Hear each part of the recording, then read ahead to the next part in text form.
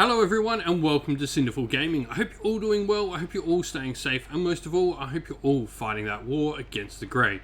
Today's video we're going to talk Age of Sigmar, and we're going to talk every Warhammer Age of Sigmar, and we're going to grade them.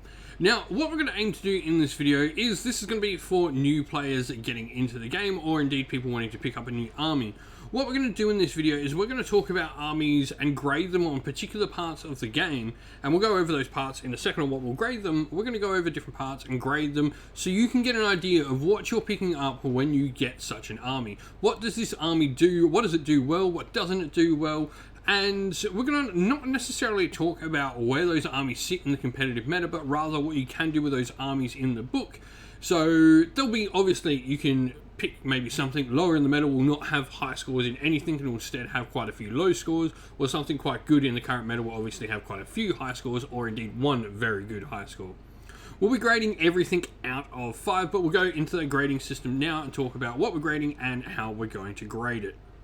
And so here's what we are grading. So the 5 main things to think about when we're trying to build an army. When people think they want to build an army, they generally want to build an army around one of these things. So movement, of course, is what we're going to talk about. Magic and how good the army is at casting magic, both offensively and defensively, will come into the equation with this. So something that's great offensively won't be exceptional at magic if it's not good defensively of the combat. This is the same sort of thing. You want to be able to do lots of damage, but you also want to be able to take it, so an army is going to be balanced off that. Shooting, same thing again. And then utility. Utility can be a variety of different things, but normally this is going to be referred to and thought of as, say, buffs and debuff ability. The ability to affect the battlefield outside of those main phases of the game with abilities around the table. So, with that said, we're then going to look at how we are grading things. So we're going to have awful as 1, and then bad is 2, 3, okay, that's, you know, the army is good at it, is 4, and then 5, it's exceptional at it. Most things, like, if it's a 3, you're going to be fine with that army doing that thing. Anything below, it's not particularly good at it, and you probably shouldn't invest in that in your army, and then anything above, you probably should invest in that thing in your army. So, with that all said and out of the way, let's get cracking on, and let's check out what all the armies are rated. As always, this is our personal views, but I think with lots of experience playing both with and against different armies, I think I've got this pretty spot on. If there's anything that you think is maybe wrong, let us know in the comments below, and let's have a discussion about why you think it maybe should be higher and or lower.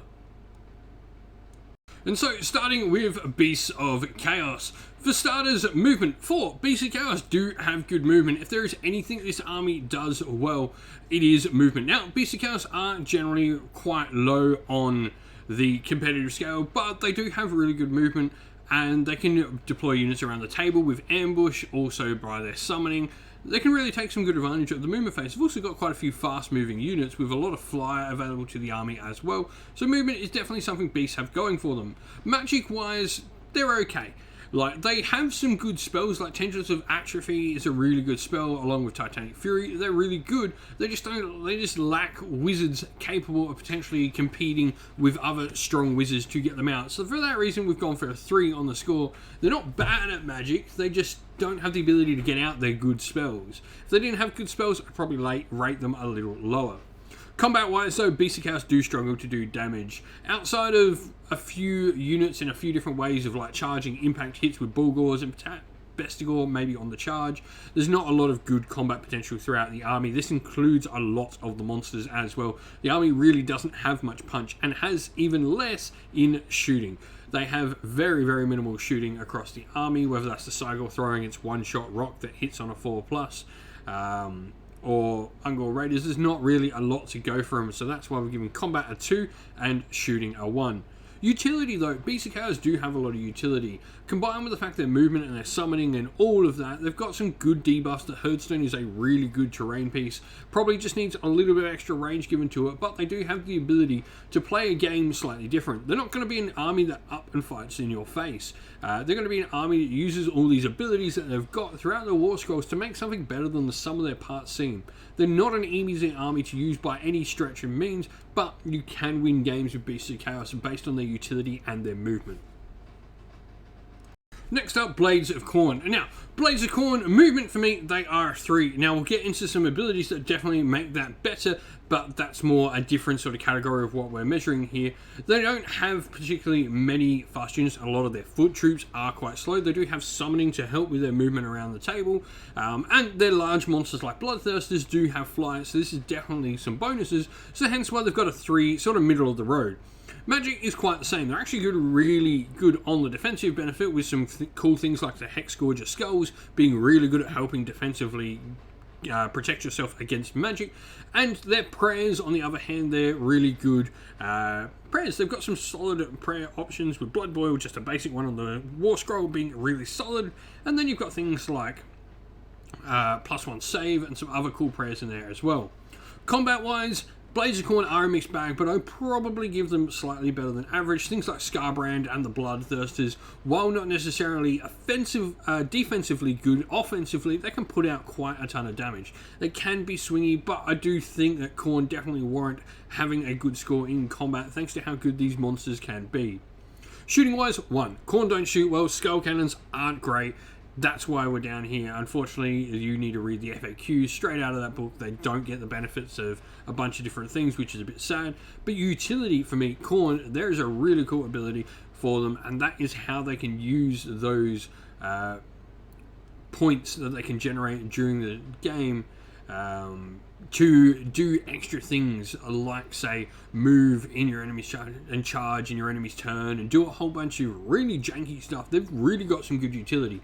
Probably the only thing letting them down is some of their buffs are quite restricted with holding of in and stuff like that, but they do, with their points that they generate during the game, have the ability to play some really cool and interesting tactics.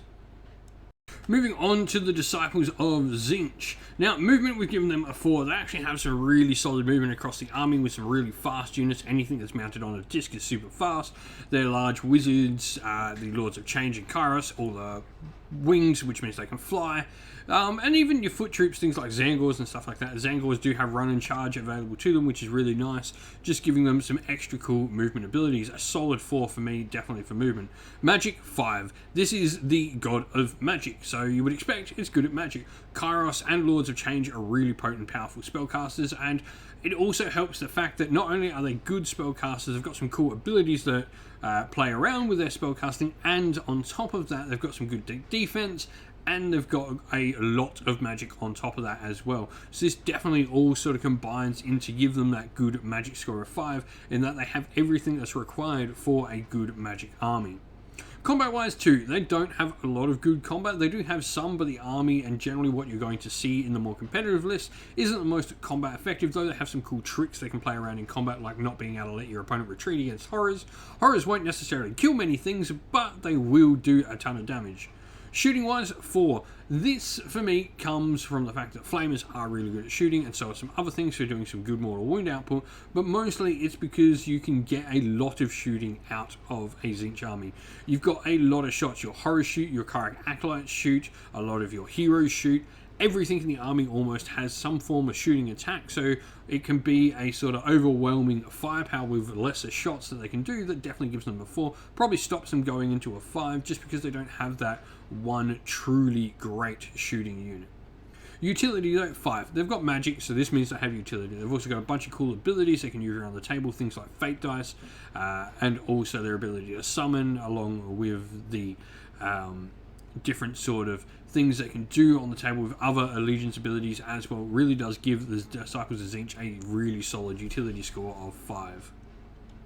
Moving on to the Hedonites of Slaanesh, and probably one of the armies most in need of an update currently in the game. Movement wise, the Hedonites are pretty good. They do have a lot of fast units. They've got the abilities to run and charge, and a bunch of other cool abilities across the table.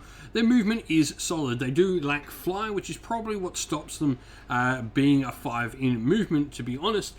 Just that lack of having anything really that flies without having to take some command abilities and traits and artifacts and such, which do hurt your models as well as gaining fly. Magic wise, Slaanesh don't really have a good lore, and in all honesty, don't really have many good wizard casters either. So they sort of get double whammied. I just don't think Slaanesh is worth investing in magic at all. Combat wise, shooting utility. Now we've put a 2 down in every one of these categories, and we'll explain why now. So combat, they really don't do a lot of damage anywhere across the table. The army is hyper expensive at the moment for where it currently is, and it just can't put out the damage it needs to across the table. This is the same with shooting. Yes, you can put out some little splash damage to potentially get your depravity points and stuff like that and do some summoning, and that definitely helps. A reason why our movement score and our ability to move across the table is definitely higher. But the utility as well, the fact that the army relies on summoning in things to make it an army of equal value to your opponents, definitely doesn't help the utility score at all. They don't have many good abilities that sort of benefit a lot. A lot of their abilities aren't the best in thing, like the Keeper of Secrets and all of the auras of Slanesh and stuff like that stop you piling in. They are potentially not the best things in the world. They don't help you when you get charged. For me, Slanesh just... our movement definitely doesn't score high in any category at all. Moving into the Maggotkin and Nurgle movement 2. Maggotkin aren't that fast. They are a pretty slow and ponderous army. Yes, they do have some Blood Drones and have some cool sub-factions which can give you some extra movement with both the Plague Drones and the Pascal Blight Lords, but beyond that they really don't have a lot of movement going for them. They do have some summoning, but it is restricted to characters which generally, bar one, are quite slow. So movement, the army doesn't really have a lot going for it. Magic wise, the army's not particularly got a lot of casters to get many benefits, can get the Great Unclean Ones to get a few here and there, but they do have a good spell lore as well, hence why I've put the 3 on them. They are just good, okay, average, I guess, at magic. They lack the ability for the casters, but do have a good spell lore. Combat wise, the army doesn't have a lot of really high range, and in all honesty doesn't do a lot with combat, but where it does, we'll talk about in a sec. It's got other things that it does damage with, I find. The outright output of Maggotkin and Nurgle is not where the damage is coming from the army. Shooting, they just don't have a lot of it, and what they do have isn't particularly great. Plague Drones are okay, but with just one unit being okay is not really the benefit, and it's not a lot of good shooting damage anyway. It's more all about the utility. And the utility, I think, is where this army really scores higher. The disease points are really useful utility to be able to stack them and throw them around the table and be doing mortal wounds every turn to your opponent on every unit you can possibly try is super good. The combat and the shooting, while not the most effective, you do have quite a few models with lots of high number of attacks. This means more chances to generate those 6s on the hit rolls to generate disease points to do mortal wounds at the end of the turn. You've also got some other cool abilities like some nice built-in -1s to hit, and some other cool monstrous rampages with particular monster heroes in your army as well. So the army just generally, I think utility is its best thing. It can do all these sort of around the game things that work really well. Next up, the Skaven. Now, Skaven are really good in the movement phase. They have their own terrain priests and gnaw holes, which can really help, along with having some cool magic spells like Skid Leap and teleports available to them. It definitely gives them some good movement. Not to mention, they do have quite a few fast-moving units. They've got the ability to tunnel and deep strike as well. So they've just got a lot of good movement throughout the entire army. Magic wise, another solid 4 for a score for them as well. This is because they do have a lot of dual casters with a lot of bonuses across the army. They've got the ability to protect those wizards as well, and they've got, you know, a good variety of offensive spells, counter buffs. Where they probably lack getting a 5 in this score is probably down to the fact they're not necessarily the best at magical defense. They do have some models that have protection from magic, like the Helping Abomination, but outside of that, they don't really have a lot. Combat, probably the army's weakest part. They don't really do an awful lot of damage. You can super buff units, but I think this comes more down to them being better at utility than combat itself. Shooting wise is probably the army's best part, though. They do have a ton of good shooting, although some of it can be short ranged. Things like Warp Lightning Cannons, Doom Moves putting out shooting, or whether it's Thanquol putting out mortal wound shooting, or some Storm Fiends, even Rat Ogres can put it out, and the weapon teams like Warpfire Throwers, Rattling Guns can all be really good shooting units with the right buffs on the unit. So definitely shooting's good, and with the buffs I'm talking about utility, so of course the army's got a solid 3 in utility. Generally, they're an army that likes to buff themselves up. They don't particularly have a lot of debuffs. They do have some, but not all that many. It's all about buffing your own units up with things like more Warp Power and Death Frenzy that really gets the utility going for this army. It's all about the characters putting on these little buffs more than the units themselves necessarily having them good built-in buffs. Probably why the utility is more about the whole army, so the characters have good utility, while the units generally rely on those characters to provide the utility for them.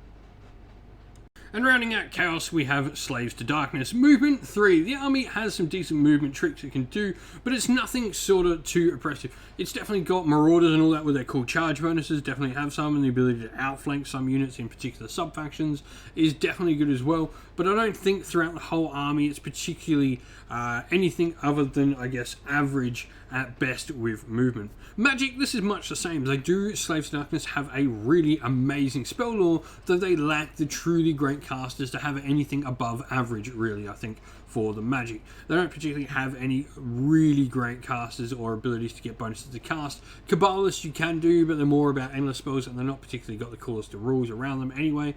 Combat-wise, I think is where the army shines. It's definitely a solid 4 in its combat, being above average. For me, in its combat, things like Archaon, Varangard, even Marauders and stuff like that can put out a ton of damage. Even your baseline sort of units, things like Chaos Warriors and Knights, can do decent amount of damage as well. Shooting 1. The army doesn't have a lot of it, so shooting pretty stock standard simple there for why it is a 1. And then utility for me, 3. This would probably be higher if their magic was higher, I feel. They do have some cool utility. Their sub-faction abilities for a lot of different parts of the army are really useful. But without the ability of magic to really give you that full utility, I don't think they go into the 4 category. I think they're a solid 3. A decent army with good utility that sort of gathers around its combat. This is an army that is combat focused and has good movement, magic and utility, all sort of average in those sort of things that boost up its combat ability. Moving into Death and Flesh Eater Courts. Movement-wise, 4. The army is pretty fast and does have some cool summoning abilities to boot on top of that, and some cool rules it can use to sort of bring units on around table edges and stuff like that. So definitely, I do think Flesh Eater Courts have a solid 4. Magic-wise, 3 for me. They do have a couple of decent spellcasters throughout the army, though they have a few good spells throughout the army. They don't really sort of excel in any way above average of sort of spellcasting. Combat, though, is what this army is all about, and it's definitely a 5. This army can put out the damage in combat, no doubt about it. Terrorgeist, Ghouls, Crypt Flayers, whatever you want, the army in combat can do the damage. It's definitely got that going for it. Shooting wise too, outside of things like Crypt Flayers and stuff like that, it doesn't really have much shooting. You have to really build into the shooting of this army, and even then they've got one unit that's okay at shooting, and that's only really if you go all in on it. Utility wise is the last thing this army's got, and for me they are a 1 in utility. This army is pretty much a one-trick pony. It goes in, tries to do the damage. If it can't do the damage of enough of it, it generally struggles and will get beaten out. It's not the most survivable of armies in the game, or when it gets hit back with some really good shooting or magic and stuff like that. And utility wise, it doesn't really have many sort of second plans in general for it. Moving along, we've got Nighthorn. Movement for me is this army's best thing about it. It's got the ability to teleport around the table. It's got the ability to summon units from the grave sites. For me, movement's really good. When your army all flies, it's all got decent movement. The only thing that stops this really being a 5 is the army, bar maybe Hex Race and a Black Coast, doesn't have an awful lot of very fast moving flying units. So 6-inch in fly and, you know, having an army that's all like 10 and 12 of fly is probably the difference between a 4 and a 5 here for me. Magic wise, the army has a decent spell lore, but it really isn't good at casting at all outside of someone like bringing in Nagash to the army. So him excluded the army as by itself, I think, is definitely a 2 in magic, and it probably sits on a 2 in combat as well. It's relying on generally a slot machine mechanic of rolling to get that charge fight in, so your opponent can't use any benefits, but you can't use any benefits as well. So you're doing some potential double pile-ins and double attacks here with your combat, but you are sort of lacking any real true damage potential and lacking any major rend across the army. Shooting, the army's a 1. At the moment, before we see the crossbows come into the army, we definitely don't have any shooting for it, so it's definitely a 1. And utility, a 2. For me, there's not really a lot of utility in the army. It's got some cool movement shenanigans it can pull, but outside of that, I just don't think the army has much utility around it. Not a lot of debuffs that can reliably get off, and not a lot of buffs that it can reliably get off. It's got some cool healing, and that's probably what gives it a 2 over the 1. Moving on to Ossiarch Bone Reapers, movement 3. The army is better at movement than I think a lot of people give it credit for. It's got cavalry, which are fast moving, and it's also got some cool command abilities or relentless discipline abilities, whatever you want to call them, to benefit some movement for the army. So I definitely do think they're okay at movement. They're nothing too fantastic, but they're definitely okay. Magic, much the same. I think one sort of update that they got was the new heroic action that the Mortisans can use to get one of their spells cast. If it rolls a double, if it casts their first spell for the table, it is automatically cast, can't be unbound. This definitely puts their magic at a 3. They'd definitely probably be a 1, in all honesty, with their magic. They've lacked any decent casters outside of Arcan or Nagash to really get off any decent benefits. Combat-wise, 3, the army does do pretty well in combat, both offensively and defensively, but probably lacks any major true heavy hitters. Shooting, it's not that great. It's got catapults, which can do a decent amount of shooting, but their value's definitely gone down, being able to snipe out characters and stuff with the emergence of save stacking. And utility 3, there is a ton of different command abilities you can use with your relentless discipline points across the table. So I think this just gives the army really solid utility to be able to do a bunch of different things across the table. It's got healing built in, it's got some buffs and debuffs in its magic, which you can always use, as mentioned. Potentially get 1 automatically cast and not be unbound each turn is really solid. So for me, Ossiarch Bone Reapers are just that army that sits on almost entirely 3s. They're decent, they're okay at everything, but they're not really great or good at anything above sort of average. Next, and lastly, for Death, we have the Soulblight Gravelords. Movement 3, much the same as, I guess, Nighthaunt. They don't necessarily have any super fast units outside of maybe putting Amethystine Pinions on a Vampire Lord, Vengorian Lord, or something like that.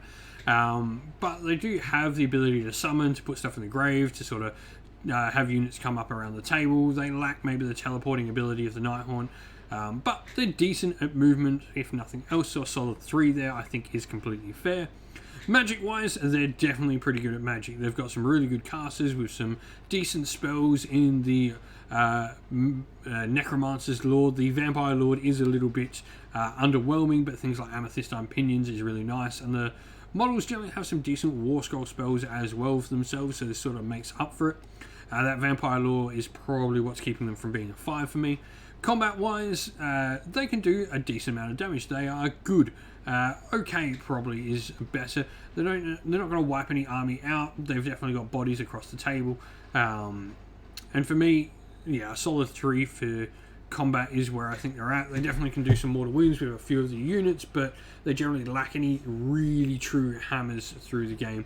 Graveguard and zombies are really good, but they're not quite at that top tier, I don't think.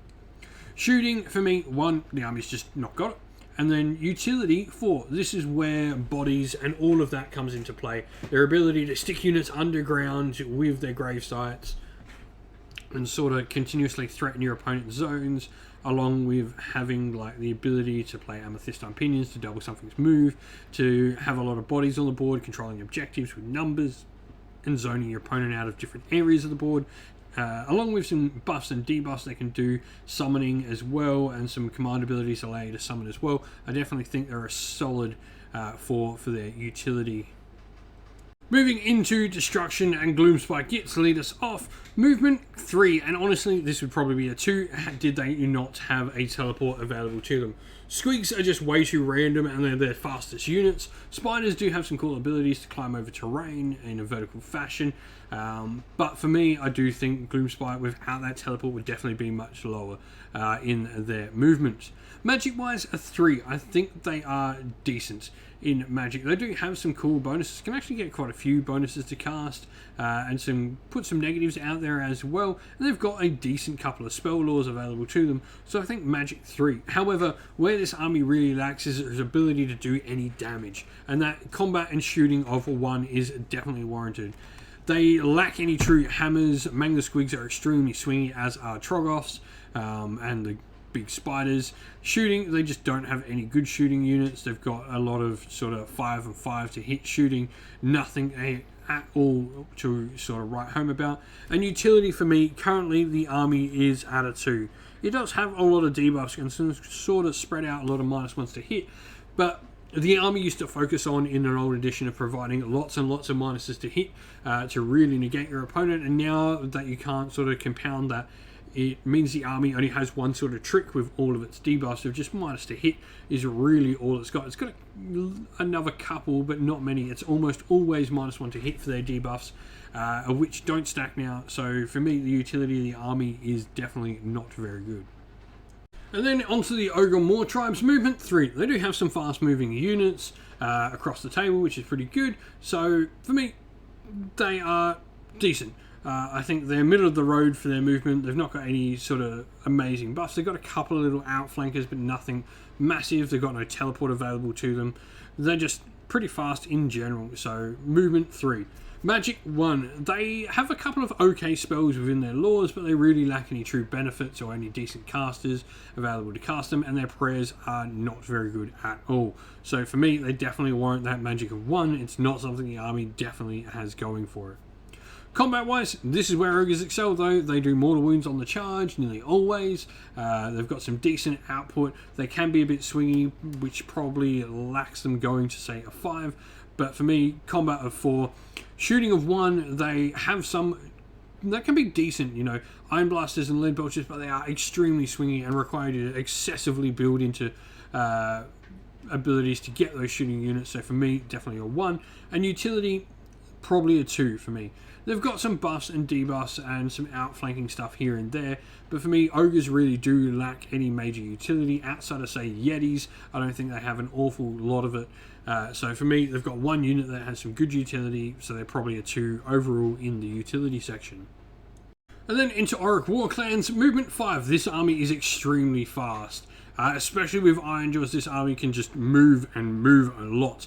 It can be up in your face turn 1 from across the table out of nowhere. They have super fast units in pigs, in their Maw Crushers, a lot of fast moving units, and even things like movement abilities, so teleports and pre-game setups and pre-game moves and stuff like that from the Cruel Boys and indeed the Hand of Gork. They've definitely got movement going for them. Magic is a 2. They don't really have any decent spellcasters across the army. They can cast a spell here and there, but they're never going to dominate anyone, so definitely I think a 2 for Magic is fair. They've got a decent spell lore, which probably stops them from being a 1 in all honesty. Combat 5. This army packs damage. This movement and combat, this is what orcs do. They go in and they pack heat. With the fighting, this is particularly strong for Iron Jaws. Shooting wise, 3. If they didn't have Bolt Boys or the Kill Bows in the army from the Cruel Boys, they'd be like a 1. But these units make them decent, though they are the only ones, and they're not very far range with the Bolt Boys. They're required to move and shoot, pretty short range, and also not very tough. Utility, the army has a decent amount though. 3 I think is fair.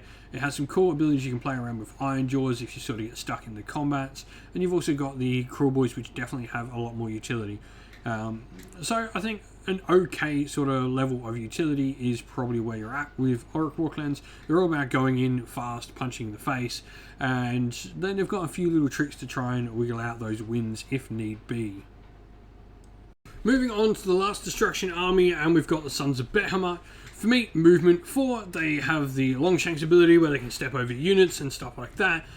Plus, they're pretty decently fast to begin with, so I definitely think a 4 for their movement is more than warranted. Magic-wise, the army just doesn't have much outside of like flaming weapons and Mystic Shield and being able to get some magic through some magic items. They don't have a lot, so definitely a 1. Combat 5. Now this is much more for the defensive than their offensive, though their offense is pretty decent with the Gargants. They have a lot of high rend and stuff like that. For me, it's all about the defense with the ability to save stack. Those Mega Gargants just do not fall down. They definitely can stand their ground. Shooting 1, they've got some abilities you can use to throw rocks around the table, but you have to sort of build in to get the most out of that. Shooting 1. Utility is where it's at though for the Gargants as well. So they've got the ability to control objectives really well. They've got the ability to move around the table with cool abilities, not be locked in combat. Also provide and pick out models out of opponents' units with their sort of stuff in bag rules. And they've got a few cool abilities as well on each of the different Mega Gargants, all provide you with different sort of cool little abilities. So I definitely think they warrant a utility of 4. And finally, into the last Grand Alliance, we have Order, starting off with cities of Sigmar. For me, movement, magic, combat, all three, and we'll talk about why they're all middle of the road. Movement for me, the cities, now this all depends on what city. Living City is certainly a 5, and Tempest is probably a 4, but I think in the vast majority, cities are a 3. In general, a lot of the armies rely on having these other abilities rather than their own built-in units being particularly fast in any sort of way. So this is why I rate them as a 3 for their movement. Magic 3, unless you're playing like Heart, you're not really an awfully good magic city. You do have some bonuses here and there, and you have some good spell laws across the different cities, but you've not necessarily got anything sort of exceptional, I don't think, bar outside of like Heart and maybe in Settlers Gain. Combat wise, 3. This is where the army probably struggles. They have some good units, but they don't really have any major sort of hammers in combat. Probably your best unit in combat is probably Phoenix Guard, which are much better on a defensive side of things rather than an offensive side of things. You don't have a lot of mortal wound dealing units. Executioners and greatswords generally are a little bit overcosted. Shooting 4, they do have good shooting though, whether it's Sisters of the Watch, Iron Drakes in particular, and even other things like Scourge Runner Chariots can provide some really good shooting support for your army. So cities probably its best thing out of the 3 sort of magic, combat and shooting. Its damage dealing potential all comes from 4. Utility of 5 though, and I'll explain why cities get a utility of 5, and this is just their ability to adapt to anything. This is an army that can literally do everything in the game. You do whatever you want, it can build in whichever way you want, and really sort of specialize in one of these things. The utility 5 is here to represent the fact that any one of those other ones could be a 5 with the right sort of city build. The right sort of units taken inside the right sort of city could make movement, magic, combat, or shooting a 5 inside this army. Moving on, Daughters of Cain, movement 4. They're a really fast army. They've got the ability to teleport and bring units down from deep strike. They've got just some really solid fast units. The ability to run and charge across a bunch of different units as well. Definitely gives them a movement of 4. Magic 3. Outside of Morathi, they will struggle to get magic off. Morathi herself is a really solid caster, and you do have a pretty decent spell lore and a pretty good prayer lore, but I think it's mostly magic of trying to get it off, and some of your prayers can be a little bit hard to get off as well. I definitely think you're on a 3, you're decent, but you're not the best. Combat 5 for sure. The army can pack out a ton of heat in combat, whether that's with witch elves, whether that's with combat snakes, or even things like Doomfire Warlocks are surprisingly good in combat with the right correct amount of buffs on them. Combat, the army does really well. Shooting a 4. Now the reason we've gone for a 4 in the shooting is because they really do rely on one strong shooting unit rather than actually having good shooting as an army. Bow Snakes or the Shadow Stalkers, for me, Bloodstalkers rather I should say, for me are a great shooting unit, but this is really all the army has going for it with shooting. Utility 3. The army does have a lot of cool buffs. It gets rerolls as the game progresses. It does really lack any sort of major debuff abilities or any sort of things like that. So I think this is why it sticks as a 3. It's got buffs and that it can get, but it doesn't really have many debuffs it provides around the game. And it's got some cool abilities and the ability of hero phase activations. So for me, I think a 3, probably teetering on being a 4. Then onto our first Warden army, the Fire Slayers, movement 2. If they didn't have the ability to deep strike with the Rune Smiter, I think I've got the name correct, I always get them wrong, I would probably put them at a 1. They are not very good at movement at all across the table. Magic, they're pretty good defensively, and they've got some cool prayers and stuff they can do, so I think a 3 is fair for their magic ability. They're not really great at it, not really overly anything better than average, I would say. Combat, they do a decent amount of damage. In combat, the units do hit. Hearthguard Berserkers are really solid, and Magma Drops can be pretty decently good as well, so I think a combat of 4 is fair. But a shooting of 1, the army just lacks any good shooting. Magma Pikes aren't really the best shooting unit in the game, and they're literally your only shooting unit. And then utility 1. I do find Fire Slayers just lack those tools to sort of compete in the game more than one way, and that's combat. I think they just generally struggle across the table to do any sort of, I guess, tricky sort of stuff across the table.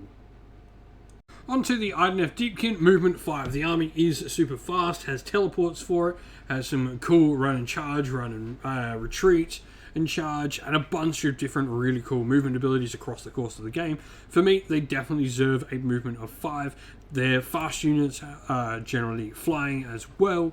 Their monsters fly, a bunch of their other units fly, and even their infantry is base move of 6 and can have some cool abilities to give it, like I said, run and charge and retreat and charge. So movement 5 is definitely warranted for the army. Magic 2, they don't really have any good priests or any good wizards. In general, their magic is, they've not got a bad lore, but they've not got an exceptional lore either. So for me, Magic 2. Combat, I mean, on turn 3, they're definitely a 5 or a 6 even, but they definitely got some combat ability with Thralls now getting the 2-inch reach in the new box set. I definitely think the army in general has a much higher damage potential.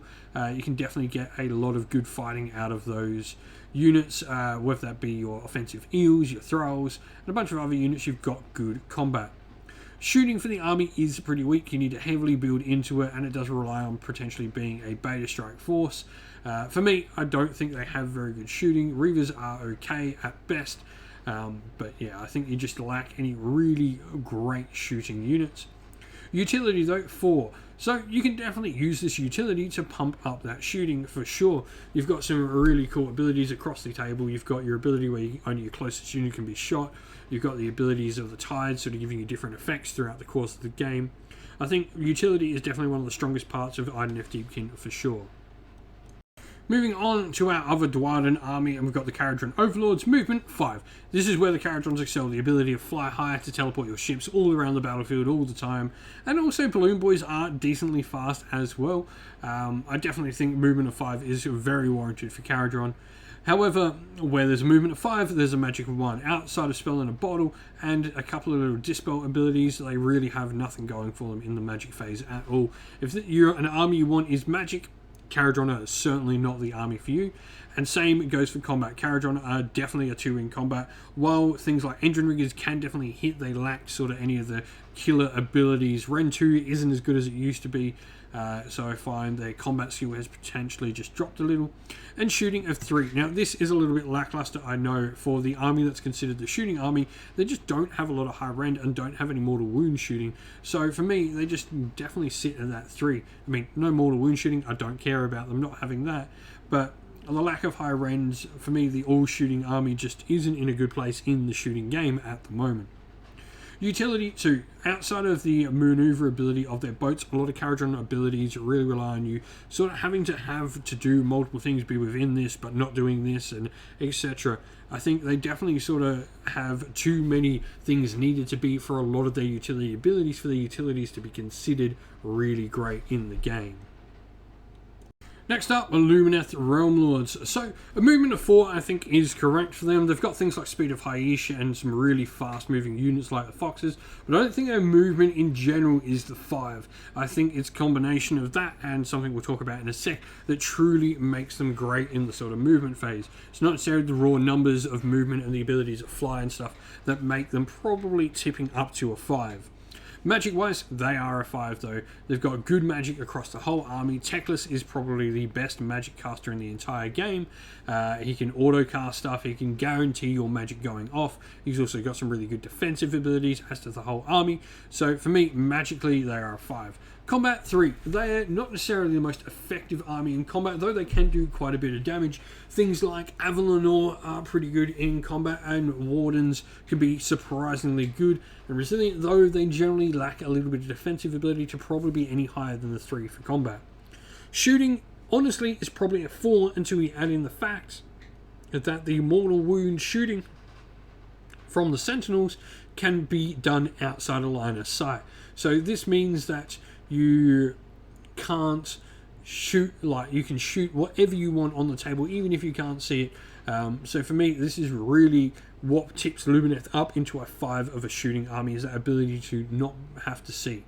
Utility wise, 4 for sure. They've got a janky bunch of abilities of pile-in shenanigans, moving your opponent's charge phase and combat phase and all of that with the Foxes. Not only that, but good buffs and debuffs across the army. 4, I think, is certainly fair. They maybe lack a few little key buffs of, like, maybe buffing their own units offensively in combat, outside of, you know, their own War Scroll spell of doing the power of Haish. I think they lack maybe that couple of spells to truly take them up into a 5 of utility, but they definitely are a 4 approaching a 5 in that utility area. Onto the Seraphon now, and movement of a 4 I think is fair. They've got the ability of teleport, they've got some really fast moving units, they've got flying units as well, and the ability to summon as well. I think all just sort of combines to give them that solid score of a 4. Where it probably drops down from a 5, it's probably the fact that Coalesce don't get a lot of that.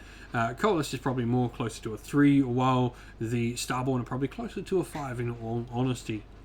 Magic wise, for the army, just has some solid magic. It probably, once again, is better in Starborn than it is in Coalesced.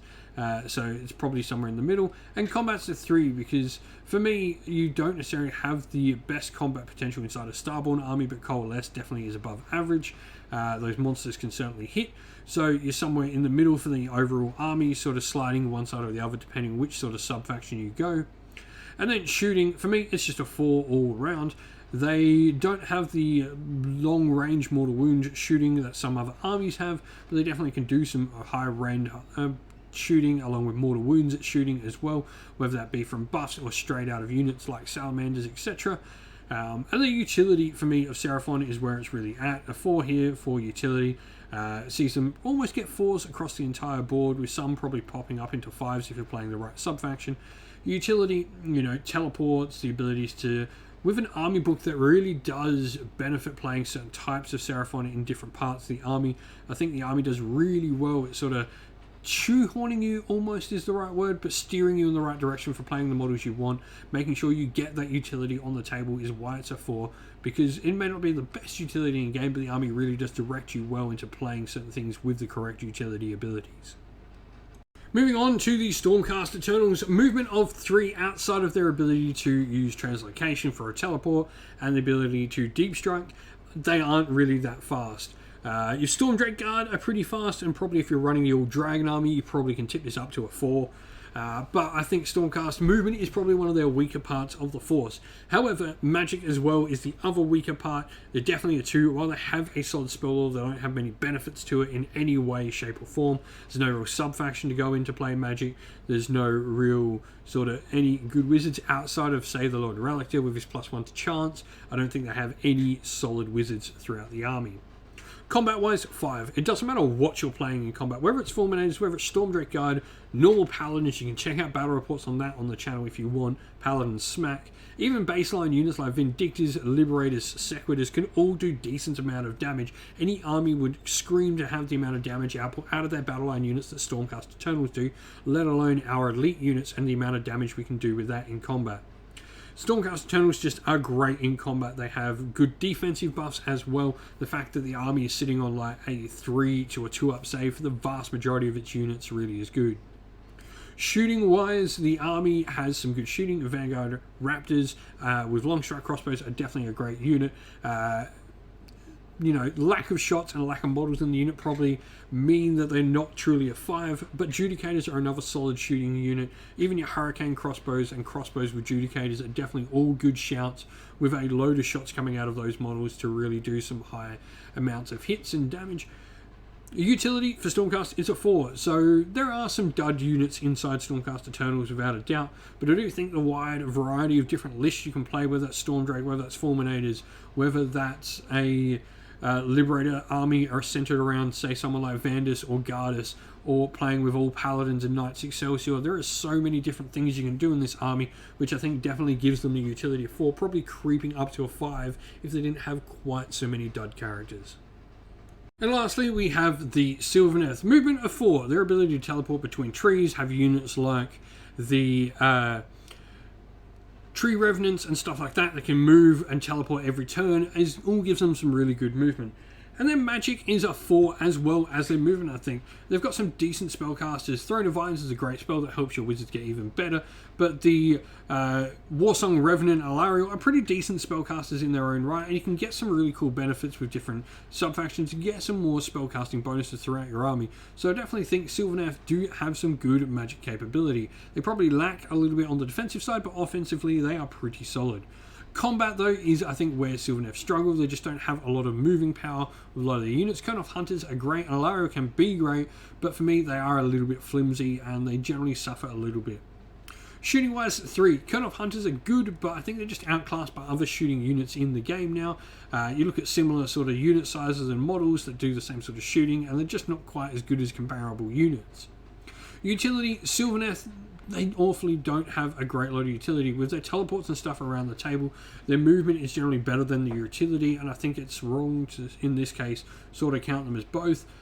Because the utility outside of that isn't great. They are generally restricted to trees unless you're talking about tree revenants. I think they do lack ability utility, and this is probably where, if the army had more, probably be that a little bit better and higher up in the meta. Well, thank you all for watching. We hope you enjoyed the video. If you did, please don't forget to leave a like and subscribe to the channel if you haven't already. Also, if you'd like to come chat more with me and other members of our fine little community here, you can do so by joining our Discord server, which is linked down in the description of the video. Also, if you'd like to help support the channel more financially, you can do so either by joining our Patreon or YouTube members, of which you'll find both the links of both of them down in the video's description as well.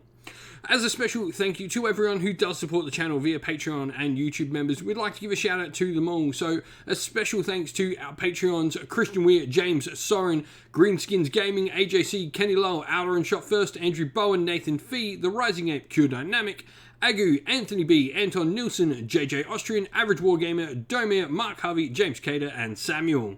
And a special shout out to our YouTube members as well: Green Roots Gaming, Kenton Young, Chris Rollis, Ronya, Vinny, Lockloric, the Johnny84, David Ellsworth, Revenar, Wolfric Nick, Broken Chef, Sean Scott, DS, and Ariana Edwards. And a special thanks lastly to, first of all, Lady Witchfox Art, who does all the amazing artwork you can see pictured here for the channel. And a special shout out to Xmorphic, who does all the amazing background work for our Discord server. You're both absolute legends. Thank you all for watching once again. Don't forget to like and subscribe. Stay safe, everyone. Stay well. Most of all, keep fighting that war against the Grey. Ciao for now.